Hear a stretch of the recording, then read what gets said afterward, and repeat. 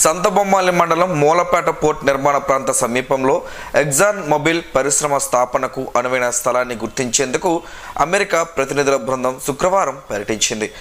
Joy Westcott, సే లిమ్లా project engineer DP Prasanna, facility engineer Sreej రామచంద్రన్తో కూడిన బృందానికి ఆర్డీఓ ఎం కృష్ణమూర్తి వివరాలు అందించారు.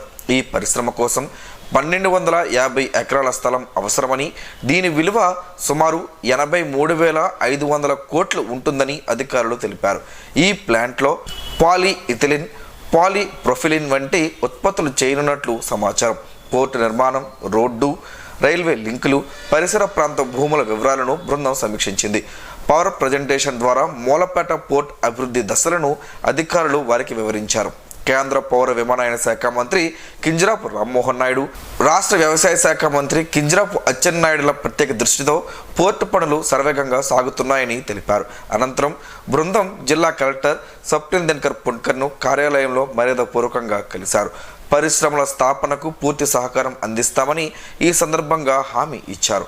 ఈ పర్యటనలో ఏపీ ఈడీబీ ప్రతినిధి రంజిత్ కుమార్, సంతబొమ్మాలి తహసీల్దార్ హేమసుందర్రావు తదితరులు పాల్గొన్నారు.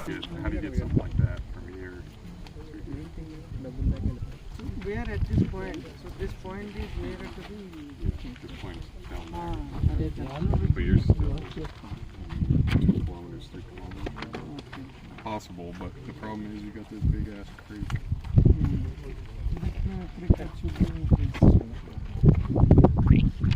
Only thing I see crossing. So you guys are the bridge. Is that going to be 100 meters, 30 meters? What are you going to build? 35 meters. 35 meters. Already bridge will be constructed. Temporary bridge is there. Now this is the fourth road which is connected. We're going to drive on that. Yes, we will take it there. Good. We'll take it. Good.